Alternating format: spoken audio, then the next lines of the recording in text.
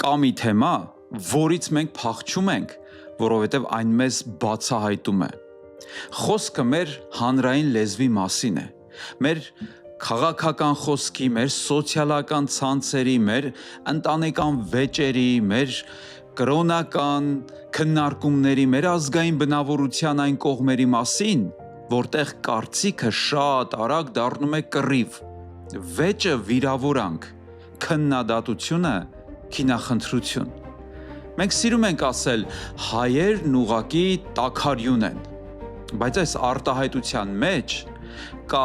և ճշմարտություն, և վտանգավոր ինքնախաբեություն։ Եվ նախքան շարունակել այս կարևոր թեման, իմ ավանդական հորդորն է։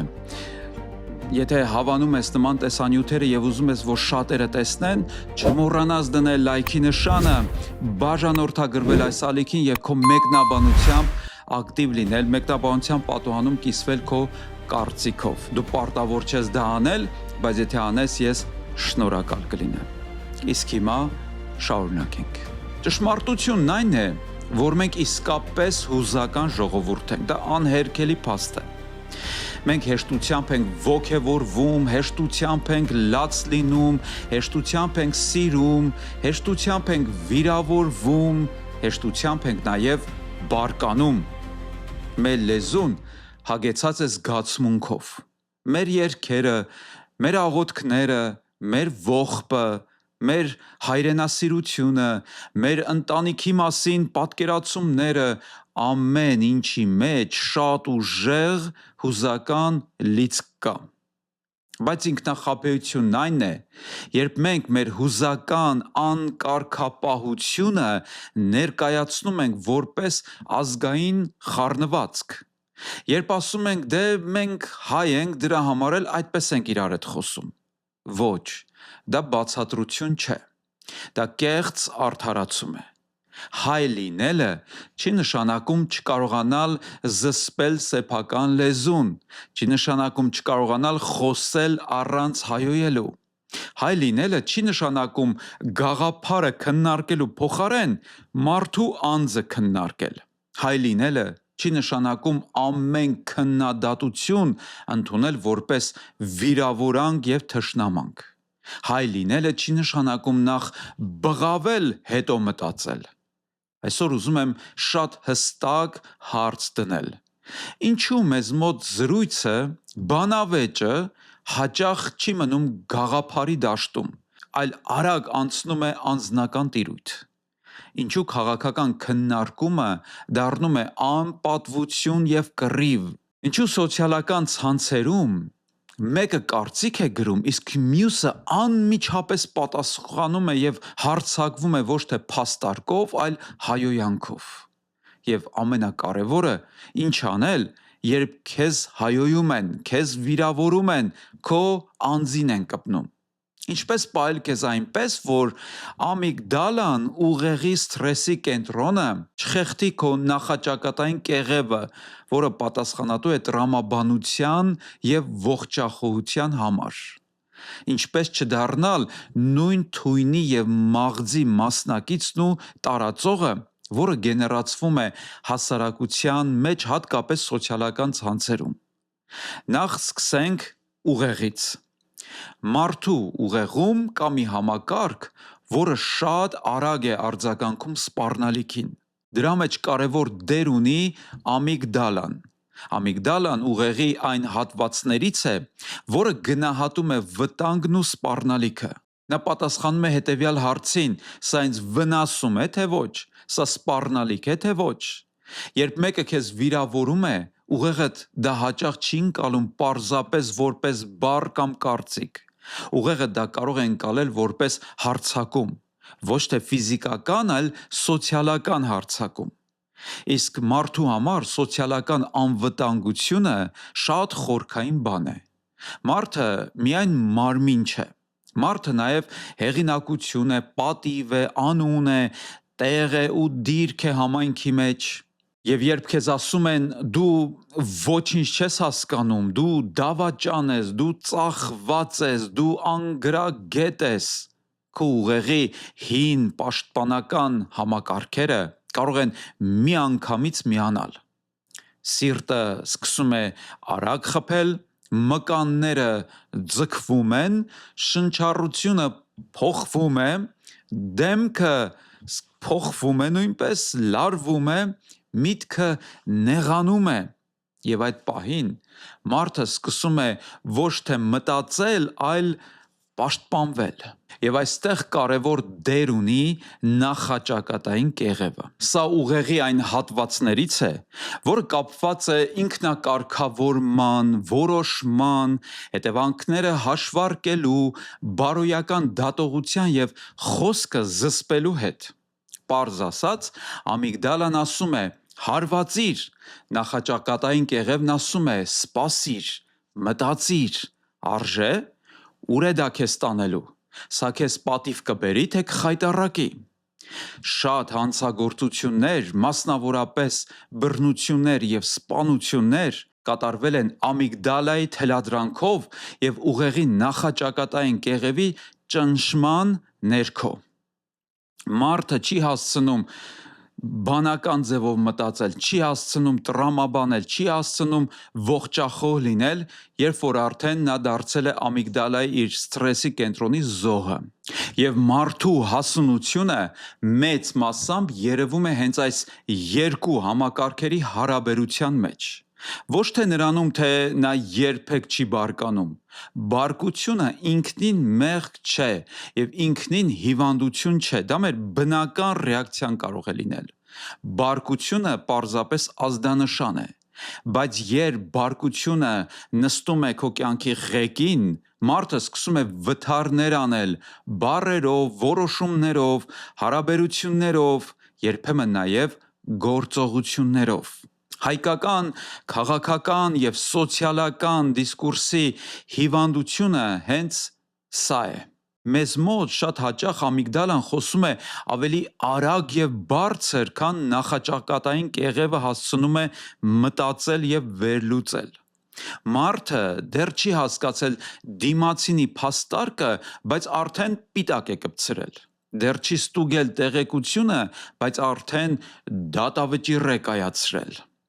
Եվ դրա պատճառով երբեմն շատ անհարմար վիճակի մեջ է ընկնում, որովհետև իր լեզվով շտապեց։ Դեռ չի լսել մինչև վերջ, բայց արդեն որոշել է սա մերոնցից չէ։ Իսկ երբ մարդը մերոնցից չէ, նրա վրա ամեն ինչ կարելի է շպրտել։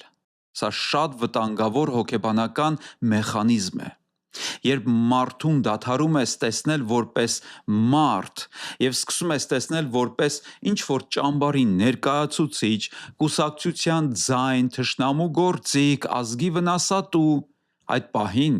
քո մեջ բարոյական արգելակները թուլանում են։ Դու արդեն չես մտածում, գիտես ինչ, ես վիրավորում եմ մարդու արժանապատվությունը։ Դու մտածում ես, որ պայքարում ես չարի դեմ։ Եվ հենց այստեղ քաղաքական դիսկուրսը դառնում է հոգեբանական պատերազմ։ Հայաստանի մեջ սա շատ տեսանելի է։ Մենք չենք կարող ձևացնել, թե սա չկա։ Մեր քաղաքական խոսքը հաճախ ոչ թե համոզելու լեզու է, այլ նվաստացնելու լեզու։ Ոչ թե ճշմարտությունը որոնելու լեզու է, այլ հակառակորդին ոչնչացնելու լեզու։ Մարդիկ իրար հետ չեն խոսում, իրար վրա են կրակում պարզապես բառերով։ Մեկը մյուսին անվանում է դավաճան, մյուսը նախկին, այն մյուսը թշնամի, մյուսը անուղեղ, մյուսը ազգակործան, եւ մի պահից հետո արդեն ոչ ոք ոչինչ չի լսում։ Լսելու ունակությունը մեռնում է։ Մնում է միայն, գիտեք ինչը, արձագանքը։ Բայց ինչու է սա մեզ մոտ այդքան ուժեղ։ Առաջին պատճառը պատմական ցավն է։ Հայ ժողովրդի պատմությունը լի է գոյաբանական վտանգներով։ Մենք երկար դարեր ապրել ենք կորստի, գաղթի, հալածանքի, պատերազմների, պետականության կորստի եւ վերականգնման փորձառության մեջ։ Սա չի նշանակում, որ հայը անպայման գենետիկորեն նյարդային է կամ բարկացկոտ։ Դա սխալ ու անգրագետ եզրակացություն կլինի, բայց պատմական հիշողությունը ձևավորում է մշակութային եւ նյարդային համակարգ։ Ազգերն էլ ունեն հավաքական, այսինքն կոլեկտիվ եւ հուզական հիշողություն։ Եթե տարիներով մարդուն սովորեցրել են, որ վտանգը միշտ մոտ է, որ քեզ կարող են խաբել, ջարդել, դավաճանել, ունեզրկել, սպանել, ապա հանրային հոգեբանության մեջ ձևավորվում է գերզգայնություն եւ յուրայինների մեջ թշնամու որոնում։ Այդ գերզգայուն մարդը ոչ միայն իրական սպառնալիքին է արձագանքում, այլ երբեմն նույնիսկ կարծիքին է հիվանդակին արձագանքում որպես սպառնալիքի։ Սա նաև զոհի հոգեբանություն է, այստեղ ես խոսել եմ այդ մասին, կարող ես ավելին իմանալ։ Երկրորդ պատճառը պատվի մշակույթն է։ Հայկական հասարակության մեջ պատիվը շատ մեծ դեր ունի։ Եվ դա լավ է։ Օրինակ, արժանապատվություն, տղամարդկություն, ընտանիքի անուն եւ սրանք դրական հասկացություններ են, բայց սխալ ըմբռնումը կարող է մեզ սխալ տեղ տանել։ Այս բառերն ու արտահայտությունները պատահական չեն։ Դրանք ցույց են տալիս, որ մեր մշակույթում մարդու ինքնությունը շատ կապված է արտաքին գնահատականի հետ։ Այստեղ մի վտանգ կա։ Երբ մարդու արժեքը չափից շատ կախված է նրանից, թե ուրիշներն ինչ են ասում իր մասին, նա դառնում է վիրավորանքի գերի, մարդկանց մոտեցումների եւ կարծիքների եւ հայացքների զոհը։ Եթե մեկը քեզ հայոյեց, դու քեզ զգում ես ոչ թե պարզապես վիրավորված, այլ զգում ես, որ քո գոյությունը վտանգված է։ Քեզ թվում է, եթե հիմա չպատասխանես, ապա կպարտվես։ Եթե լռես, կկարծեն, թե վախկոտի մեկն ես։ Եթե չվիրավորես, կկարծեն, թե թույլ ես։ Եթե հայոյանքին հայոյանքով չարտահայտվես, չպատասխանես, կկարծեն, թե դու տղամարդ չես։ Բայց սա հասունության հակառակն է։ Հասուն մարդը գիտի, որ ամեն վիրավորանքի պատասխանելը դա ուժի նշան չէ։ Իրականում հասունությունը դա լեզվին եւ հույզերին տիրապետելն է նաեւ։ Եվ երբ որ դու հրահրվում ես դիմացինի կողմից, դա նշանակում է, որ վիրավորողը կառավարում է քո նյարդային համակարգը։ Նա սեղմեց կոճակը, դու էլ պայթեցիր։ Նա դարձավ քո վարքի ղեկավարը, հրահանգիչը եւ հրահրողը։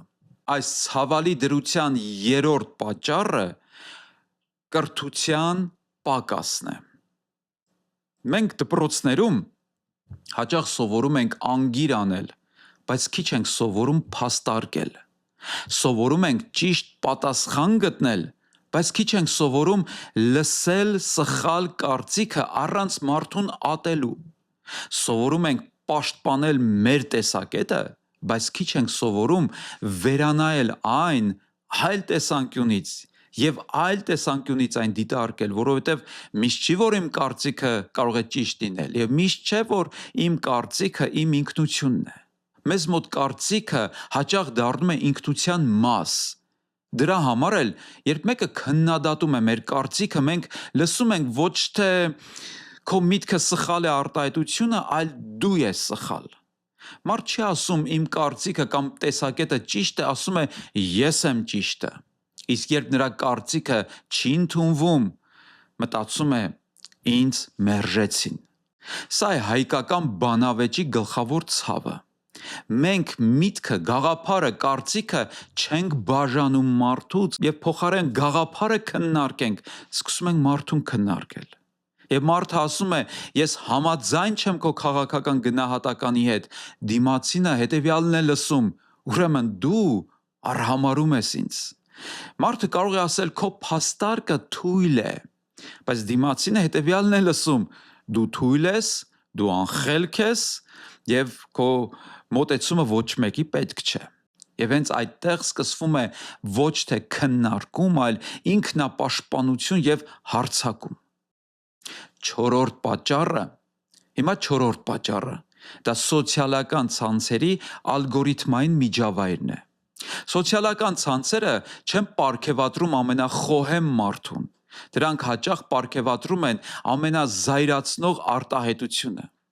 Ավելի շատ արձագանք ստանում է ոչ թե հավասարակշռված միտքը, այլ կտրուկ պիտակը, սուր վիրավորանքը, սկանդալային ձևակերպումը, հայոյանքը։ Արդյունքում մարդը սովորում է, որ եթե ուզում ես լսելի լինել, պետք է բղավես։ Եթե ուզում ես թրենդային լինել, պետք է բարկացնես, հայոյես, ինչ որ ինտրիգային բան ասես։ Եվ սոցիալական ցանցերի ալգորիթմը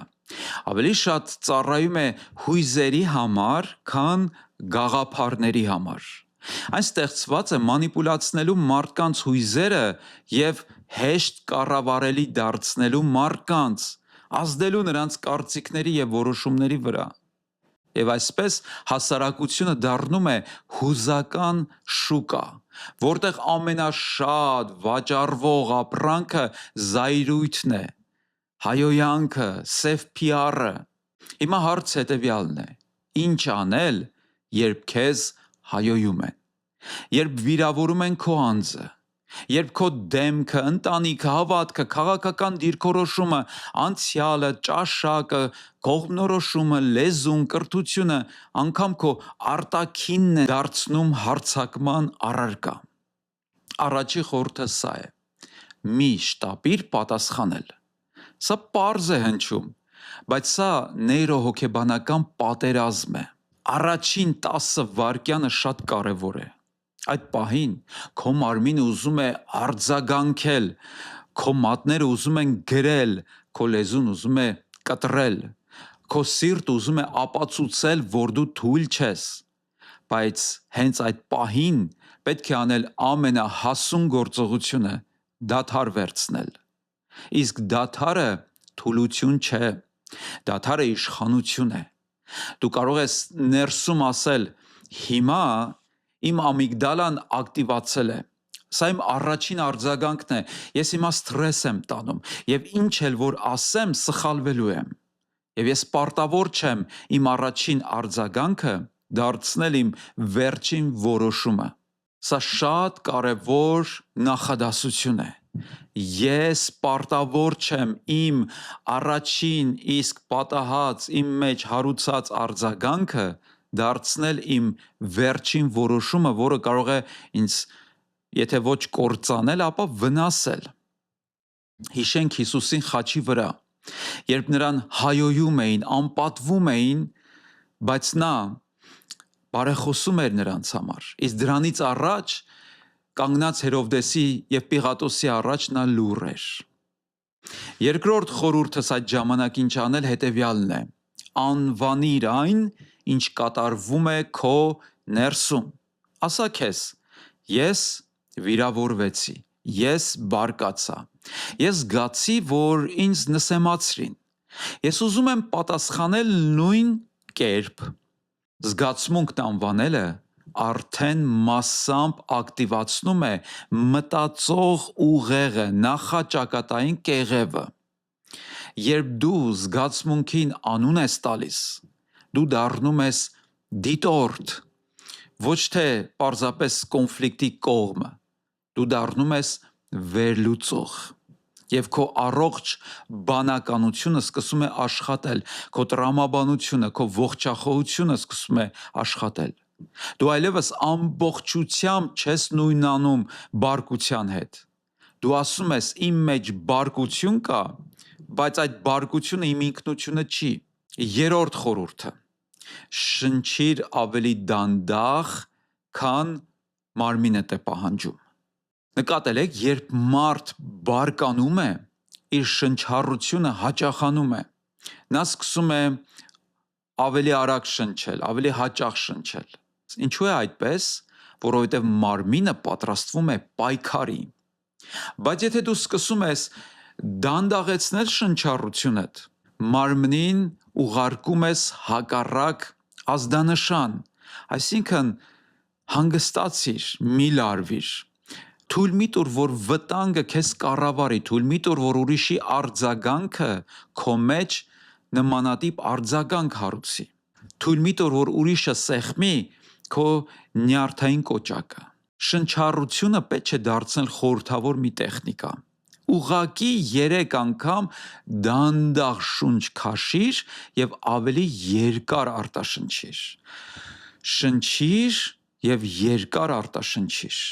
Քո նպատակն է ոչ թե միանգամից խաղաղվելը, այլ գոնե չպայթելը։ Վերջի վերջո, սեփական հույզերի կառավարումը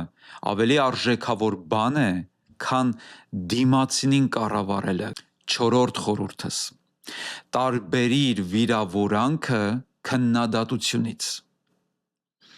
Ես նկատել եմ, որ մեր հասարակության մեջ մենք ծանր ենք տանում քննադատությունը, երբեմն անձնավորում ենք, որովհետև այո, շատ անգամ փոխանակ մեր գործն ու գաղափարը քննադատեն, մեր անձն են քննադատում։ Բայց քննադատությունը երբեմն կարող է եւ օգտակար լինել, նույնիսկ եթե կոշտ է հնչում։ Վիրավորանքը օգտակար չէ, նույնիսկ եթե դրա մեջ 1 գրամ ճշմարտություն կա։ Եթե մեկն ասում է, գիտես, քո փաստարկը սխալ է, որովհետև աղբյուրը ուրիշ տեղից է բխում, սխալ ինֆորմացիա ունես, ապա լսիր։ Բայց եթե մեկն ասում է, որ դու տգետ ես կամ անգրագետ ես, դա արդեն փաստարկ չէ, դա անձնական հարձակում է։ Քո պարտականությունը չի պատասխանել յուրաքանչյուր անպատկառ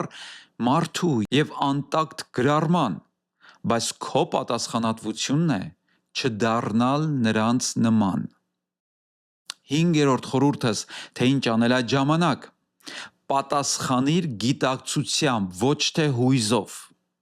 Օրինակ, կարող ես ասել. ես պատրաստ եմ քննարկել գաղափարը, բայց ոչ անձնական վիրավորանքները։ Կամ, եթե ունեք փաստարկ, լսում եմ ձեզ ուշադիր։ Իսկ եթե միայն հայոյանք է, ես ավարտում եմ քննարկումը։ Կամ, կարող ես ասել, ես չեմ ընդունում այդ տոնը, վերադառնանք թեմայի քննարկմանը, եւ ոչ թե անձնական հայոյանքին կամ անպատվությանը։ Կամ կարող ես ասել, ես չեմ պատրաստվում ձեզ վիրավորել, նույնիսկ եթե դուք ինձ վիրավորում եք։ Այսպիսի պատասխանները մի կարևոր բան են անում։ Դրանք դաշտը վերադարձնում են գաղափարին։ Դու դրանով ասում ես, որ ես չեմ մտնի այն ճահիճի մեջ, որի մեջ դու արդեն խրված ես։ Եթե ուզում ես խոսել, խոսիր մտքի եւ գաղափարի մասին։ Եթե ուզում ես հայոյել, ես չեմ լինելու քո լսարանը։ Ես երբեմն մարդուն մենակ եմ թողնում իր հայոյանքի եւ սուտ մեղադրանքի հետ։ Օրինակ ճշտող հարց եմ բարձրացնում։ Դուք իսկապես նկատի ունեք, որ ես այդպիսին եմ։ Օրինակ, եթե դու անվանել ես հիմար, անկիրթ, թշնամություն սերմանող, չար, բարկացած, կրկնիր այդ բառերը եւ ճշտում անցկացրու, դու իսկապես դա նկատի ունես։ Սովորաբար ճշտող հարցից հետո մարդու ամիգդալան նահանջում է, տեղը զիջելով բանականությանը։ Մարդը, օրինակ, կարող է ասել, դե չէ, պարզապես այդպիսի տպավորություն ստացա, կամ մի փոքր տաքացա, կամ ես ինձ ավելորդություն թույլ տվեցի։ Այդ ժամանակ հարմար առիթ չէ կոնտրհարձակման, քանի որ մարդն արդեն զիջել է իր դիրքերը։ Ես օրինակ պատասխանում եմ հետևյալ կերպ. Դե գիտես, ինձ մոտ էլ է նման բան եղել, բոլորիս հետ էլ պատահում է, բոլորս էլ պետք է զգոն լինենք։ 6-րդ խորհուրդը. երբեմն լավագույն պատասխանը նաև հեռանալն է։ Մենք սխալ ենք հասկանում հաղթանակը։ Մեզ թվում է, որ եթե վերջին բառը մենք ասեցինք, ապա հաղթեցինք։ Բայց իրականում միշտ չի, որ այդպես է։ Երբեմն վերջի բառն ասելը նշանակում է, որ դու արդեն կորցրել ես քեզ եւ քո ինքնատիրապետումը։ Հաղթանակն այն է, երբ դու չես կորցնում քո ներքին խաղաղությունը։ Եթե խոսակցությունը սպառնում է դառնալ վտանգավոր, եթե մարդը ագրեսիվ է, եթե կա ֆիզիկական վտանգի նշան, ապա ճիշտ քայլը հերոսանալը չէ, ճիշտ քայլը հեռանալն է։ Քրիստոնեական համբերությունը չի նշանակում կանգնել եւ թույլ տալ, որ ագրեսիան աճի։ Վերջ-վերջո խոհեմությունը առաքինություն է։ Իսկ Սողոմոն իմաստունը հետևյալն է ասել. վեճից խուսափելը պատիվ է մարդու համար, բայց ամեն հիմար բորբոքվող է։ Մեկ այլ տեղ էլ Պողոս առաքյալը գրեց. խուսափիր հիմար ու անօգուտ վիճաբանություններից, իմանալով, որ դրանք կռիվներ են ծնում։ Չի ասում մնա եւ վիճաբանիր մինչեւ վերջ ու հաղթիր, այլ խուսափիր։ Հիմա գանք մի կարևոր հարցի։ Ինչու որոշ հասարակություններում բանավեճերն ավելի քիչ անձնական են թվում։ Չպետք է միամիտ լինենք։ Ոչ մի ազգ էլ հրեշտակ չի։ Ամերիկացիները, եվրոպացիները, ռուսները, թուրքերը, արաբները բոլորը ունեն իրենց բևեռացումները, իրենց կոպիտ լեզուն, իրենց ատելության խոսքը։ Բայց տարբեր հասարակություններում տարբեր են հանրային խոսքի կանոնները։ Այնտեղ, որտեղ երկար ժամանակ ձևավորվել է բանավեճի մշակույթ, մարդը սովորում է, որ գաղափարի քննադատությունը անձնական նվաստացում չէ։ Համալսարանում, դատարանում, խորհրդարանում, լրատվամիջոցներում, նույնիսկ դպրոցում մարդը սովորում է, որ փաստարկը պետք է առանձնացնել անձից, իսկ փաստարկը կամ կարծիքը կամ տեսակետը հնարավոր է եւ արժանանա ողջախոհ քննադատության։ Դու կարող ես շատ կոշտ քննադատել միտքը, բայց չպետք է կործանես մարդու արժանապատվությունը։ Եվ այն հասարակություններում, որտեղ ինստիտուտներն ուժեղ են, մարդիկ քիչ են անձնականացնում ամեն բան։ Օրինակ, եթե կա վստահություն օրենքի նկատմամբ, դատարանի նկատմամբ, լրագրության նկատմամբ, կամ էլ ընտանեկան համակարգի նկատմամբ, ապա այդ ժամանակ մարդը ավելի քիչ է զգում, որ ամեն վեճ կյանքի ու մահվան պայքար է։ Նկատեք, այս ամենը բխում է ինստիտուտների կայացումից եւ գործելուց։ Իսկ եթե ինստիտուտների նկատմամբ վստահությունը ցածր է, ամեն մարդ ինքն է դառնում դատավոր, դատախազ, պատժող, փրկիչ կամ էլ մարգարե։ Այդ ժամանակ լեզուն դառնում է անկառավարելի։ Հայաստանի խնդիրներից մեկը հենց սա է։ Մենք դեռ պետականորեն եւ մշակութային առումով սովորում ենք, թե ինչպես ապրել անհամաձայնության մեջ, տարակարծության մեջ, այլ տեսակետներով շրջապատված լինելով, առանց իրար ոչնչացնելու։ Այստեղ մենք դեռ սովորելու լիքը բան ունենք։ Քաղաքական իշխանությունները կփոխվեն,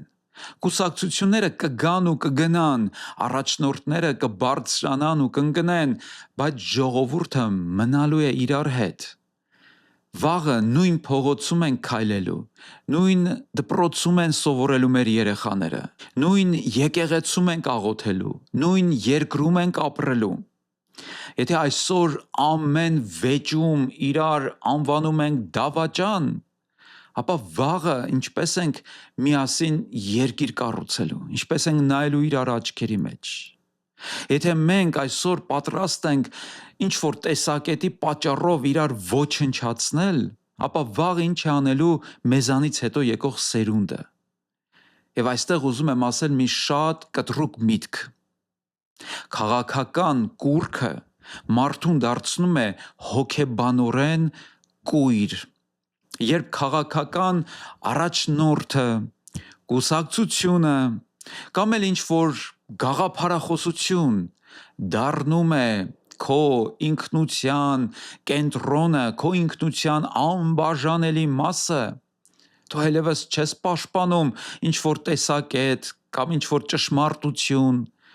դու պաշտպանում ես քո սեփական կուռքը։ Իսկ կուռքի համար մարդը պատրաստ է վիրավորել, ստել, ատել եւ զոհել իր եւ ուրիշի արժանապատվությունը։ Քաղաքական, սոցիալական եւ հոգեբանական հասունությունը սկսվում է այն պահին, երբ դու կարող ես պարզապես ասել իմ տեսակետը կարող է սխալ լինել։ Հոգևոր հասունությունը սկսվում է այն պահին, երբ կարող ես ասել իմ մոտեցումները կարող են սխալ լինել եւ կարող են փոխվել։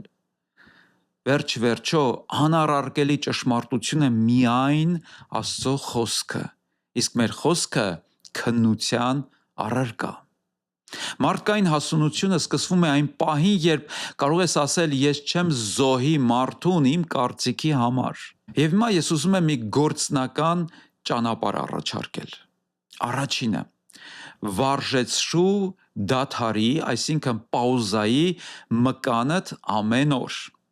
Եթե ուզում ես բանավեճի պահին չպայթել, պետք է այդ մկանը մարզես խաղաղ պահերին։ Ինչպես մկանն է մարզվում մարզասրահում, այնպես էլ ինքնակարգավորումը մարզվում է փոքր իրավիճակներում։ Օրինակ, երբ մեքենա վարելիս դիմացինը սխալ է անում, միշտ ապիր հայոյել։ Երբ տանը ինչ-որ բան նյարդայնացնում է, միանգամից ձայնդ մի բարձրացրու։ Երբ սոցիալական ցանցում կարդում ես մի բան, որը քեզ բարկացնում է, մի գրիր առաջին մտքիդ եկած պատասխանը։ Գրիր, բայց մի ուղարկիր։ Կարդա 5 րոպե հետո։ Հաճախ կզարմանաս, թե ինչքան անհաստ բան էիր պատրաստվում ուղարկել ինչ-որ մեկին։ Հետևաբար վարժեցրու պաուզայի հատկությունը քո ներսում։ Երկրորդ, զարգացրու մտքի եւ անձի բաժանման կարողությունը։ Ամեն անգամ, երբ քննարկում ես, ինքդ քեզ հիշեցրու. ես հարձակվում եմ ոչ թե մարդու վրա, այլ մտքի վրա։ Եվ եթե տեսնում ես, որ քո խոսքը սկսում է գնալ դեպի մարդու ծագումը, արտաքին տեսքը, ընտանիքը, հավատքը, անցյալը, կանգ առ։ Դու արդեն դուրս ես եկել գաղափարական բանավեճի դաշտից եւ մտել ես անձնական եւ նվաստացման դաշտ։ Երրորդ, սովորիր հարց տալ։ Հարցը նվազեցնում է ամիգդալայի արձագանքը։ Երբ դու հարց ես տալիս, դու ուղեղին ստիպում ես մտածել։ Հարցը հաճախ բացահայտում է, թե արդյոք դիմացինը փաստ ունի, թե հույզ։ Չորրորդ, ընդունիր, որ լռությունը միշտ չէ, որ պարտություն է։ Մարդիկ կան, որոնց հետ բանավեճը իմաստ չունի։ Ոչ թե որովհետև նրանք քեզնից վատն են, այլ որովհետև տվյալ պահին նրանց նպատակը ճշմարտությունը չէ։ Նրանց նպատակը հաղթելն է, վիրավորելը, շոու սարքելը, իրենց ճամբարին ցույց տալը, որ տեսեք, ինչպես նրան տեղը դրեցի։ Այդպիսի մարդու հետ քո լավագույն պատասխանը երբեմն շատ պարզ կարող է լինել։ Այս տոնով ես չեմ շարունակելու։ 5-րդ խորհուրդը։ Քո հոգևոր կյանքը կապիր լեզվիդ հետ։ Մենք հաճախ հավատքը պահում ենք եկեղեցու ներսում, իսկ լեզուն թողնում ենք Facebook-ում անտեր ու անսանց։ Բայց մարդու հոգևոր վիճակը ամենաշուտը երևում է հենց լեզվից։ Ինչ արժեք ունի աղոթքը, եթե նույն լեզուն հետո մարդուն պետք է անպատվի։ Ինչ արժեք ունի ճշմարտության պաշտպանությունը կամ պայքարը հանուն ճշմարտության, եթե ճշմարտությունը պաշտպանում ես հայոյությամբ։ Ինչ արժեք ունի քո հայրենասիրությունը, եթե հայրենակցիդ արժանապատվությունը պարզապես ջարդում ես։ Աստվածաշունչը բազմիցս մեզ զգուշացնում է լեզվի զորության մասին։ Լեզուն կարող է բուժել, կարող է կոտրել, կարող է խաղաղություն բերել, կարող է կրակ ու կռիվ տարածել։ Վերջ-վերջո գրված է, որ կյանքն ու մահը լեզվի ձեռքին են։ Եվ սա միայն կրոնական միտք չէ, սա նաև նեյրոհոգեբանական ճշմարտություն է։ Ինչու՞, որովհետև բառերը ազդում են մարդու նյարդային համակարգի վրա։ Եվ հիմա ուզում եմ առաջարկել մի պարզ ներքին կանոն, որը կարող է փոխել մեր խոսքի որակը։ Նախքան արձագանքելը եւ պատասխանելը, 4 բան հարցրու քեզ, այսօր կետերը շատ են, բայց կարևոր է որ հետագայում վերանայես կամ գրի առնես։ Ուրեմն առաջին կետը սա է։ Սա ճիշտ է արդյոք։ Երկրորդ, սա անհրաժեշտ է արդյոք, անհրաժեշտ է որ ես հիմա իրեն պատասխանեմ կամ այդպես պատասխանեմ։ Երրորդ, հարցրու քեզ, սա մարդուն նվաստացնում է, թե միտքն է քննադատում։ Եվ չորրորդ, այս պատասխանից հետո ես ավելի հանդարտ կլինեմ, թե ավելի զայրացած։ Եվ եթե չես կարողանում ճիշտ պատասխանել այս 4 հարցերին, ուրեմն միշտ ապիր արձագանքի մեջ։ Դու դեռ պատրաստ չես խոսելու։ Քեզ ժամանակ է պետք, քեզ հանդարտվել է պետք։ Մեզ այսօր պետք է ոչ թե ավելի լուր հասարակություն, ես չեմ ասում, որ մենք անընդհատ պետք է լռենք, այլ ավելի հասուն ձևով խոսող հասարակություն, կա չէ տարբերություն այս երկուսի միջև, որովհետև լռությունը լուծում չէ, վախեցած, ճնշված հասարակությունը չի կարող առողջ լինել, մենք կարիք ունենք խոսել, գաղափարներով փոխանակվել, ինչու չէ առողջ ձևով քննադատել ինչ-որ մի բան, բայց աղմկոտ, հայոյող, անպատվող հասարակությունը չի կարող ազատ լինել։ Ազատ խոսքը չի նշանակում անպատասխանատու խոսք։ Ազատ խոսքը հասուն մարդու ձեռքում դառնում է ճշմարտության գործիք, բայց այդ նույն ազատ խոսքը անհաս մարդու ձեռքում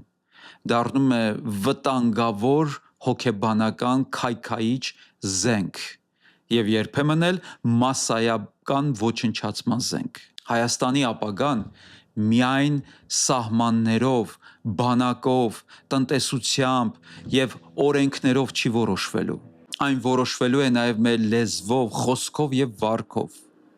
Ինչ լեզվով ենք խոսում իրար հետ։ Ինչպես ենք դիմանում անհամաձայնությանը։ Կարող ենք լսել հակառակ կարծիքը առանց ատելու։ Կարող ենք ասել, ես գիտեք համաձայն չեմ քեզ հետ, բայց կմտածեմ քո ասածի մասին։ Եվ պարտադիր չի, եթե մեկի հետ համաձայն չլինես, այդ մեկը քո թշնամին լինի։ Եվ ահա այստեղ է մեր ազգային հասնության քննությունը։ Մենք հաճախ ասում ենք, մեր ժողովուրդը արագ վիրավորվում է։ Ճիշտ է, բայց դա դատավճիռ չէ։ Մենք կարող ենք բուժվել եւ դուրս գալ այդ վիճակից։ Վերջ-վերջո հիշենք, որ ագրեսիան ագրեսիա է ծնում, ատելությունը ատելություն։ Եվ վերջում ուզում եմ, որ այս միտքը մնա քեզ հետ։ Քո առաջին արձագանքը քո բնազդն է, բայց քո երկրորդ արձագանքը քո բնավորությունն է։ Առաջին պահին գուցե ուզում ես վիրավորել մեկին։ Դա ցույց է տալիս, որ դու մարդ ես։ Բայց եթե կանգ ես առնում, մտածում ես, ընտրում ես չվիրավորել, չնվաստացնելը, դա ցույց է տալիս, որ դու հասուն մարդ ես։ Եվ եթե ուզում ենք ավելի առողջ հասարակություն, պետք է սկսենք ոչ թե միայն քաղաքական գործիչներից, այլ ամեն մեկը սկսենք մեզանից։ Այո, հանրային գործիչները պատասխանատու են իրենց լեզվի համար։ Լրատվամիջոցները առավել եւս պատասխանատու են։ Կուսակցությունները պատասխանատու են, բայց ես եւ դու էլ պատասխանատու ենք։ Երբ քեզ վիրավորում են, դու ունես ընտրություն։ Կարող ես դառնալ նրանց նման, կարող ես իջնել այդ նույն մակարդակին, կարող ես ասել, եթե ինձ հայոյեցին, ես էլ կհայոյեմ։ Բայց այդ դեպքում նրանք քեզ արդեն հաղթեցին։ Ոչ թե որովհետև քեզ լռեցրին, այլ որովհետև քեզ նմանեցրին իրենց։ Իսկ այդ պահին դու ունես նաև երկրորդ ընտրությունը։ Կարող ես ընտրել ուրիշ ճանապարհ, կարող ես պարզապես ասել ես կոշտ կլինեմ, բայց ոչ ստոր։ Ես ճշմարտությունը կասեմ, բայց մարդուն չեմ նվաստացնի։ Ես սահման կդնեմ, բայց չեմ ատի։ Ես չեմ թողնի, որ ուրիշի ամիգդալան ստրեսի կենտրոնը, կառավարի իմ նախաճակատային կեղևը, իմ բանականությունը, տրամաբանությունը։ Եվ սա միայն նեյրոհոգեբանական վարժություն չէ, սա նաև հոգևոր կարգապահություն է։ Սա նաև քաղաքացիական հասունություն է։ Սա ազգի բժշկության սկիզբն է։ Եվ ամենավերջում ուզում եմ մի շատ պարզ կոչ անել։ Հաջորդ անգամ, երբ քաղաքական կամ հասարակական թեմայով կարդաս մի բան, որ քեզ կբարկացնի, միշտ ապիր։ Դադար տուր, շնչիր, անվանիր զգացմունքդ, բաժանիր մարդուն իր մտքից, հարց տուր, հետո միայն պատասխանիր։ Քանի որ դու շատ հեշտությամբ կարող ես դառնալ տեղեկատվական մանիպուլյացիաների և պատերազմի զոհ։ Ուժեղ մարդը նա չէ, ով բոլորին տեղն է դնում։ Ուժեղ մարդը նա է, ով իր հույզերն է կառավարում։ Ուժեղ ժողովուրդը նա չէ, ով ամեն հարցում բղավում է։ Ուժեղ ազգը կամ ժողովուրդը նա է, ով կարող է ցավ ունենալ, բայց զոհ չգնալ այդ ցավին։ Կարող է բարկանալ, բայց չդառնալ անմարդկային։ Կարող է վիճել, բայց չկորցնել արժանապատվությունը։ Թող մեր խոսքը դառնա ոչ թե կրակ, որ այրում է տունը, այլ լույս, որ բացահայտում է ճշմարտությունը, ցույց է տալիս իրերի դրությունը։ Ավարտեմ Հակոբոս առաքյալի իմաստուն խրատով։ Հակոբոս հետևյալը գրեց. «Իմացեք, իմ սիրելի եղբայրներ, թող ամեն մարդ արագահաս լինի լսելու մեջ, ծանրաշարժ լինի խոսելու և բարկանալու մեջ, որովհետև մարդու բարկությունը Աստծո արդարությունը չի կատարում։ Դրա համար ամեն աղտեղություն, չարության կուտակում դեն գցեք, որքան արժեքավոր, խորուրդ և խրատ է»։ Բարեկամներ, եթե իսկապես հավանեցիք այս տեսանյութը և ցանկանում եք, որ շատերը տեսնեն սա և կարևոր եզրակացություններ անեն իրենց համար, ապա իմ հորդորն է չմոռանաս դնել լայքի նշանը, բաժանորդագրվել այս ալիքին, ինչպես նաև մեկնաբանության պատուհանում ակտիվ լինել քո կարծիքով կիսվելով։ Կարող ես գրել քո փորձառության մասին, կիսվել, պատմել, թե ինչպես ես դու կառավարում սեփական հույզերը, ինչպես ես կառավարում քո բարկությունը։ Կարծում եմ, որ քո փորձառությունը կարող է ինչ-որ մեկի համար օգտակար լինել, ուրեմն շարունակենք ակտիվ լինել։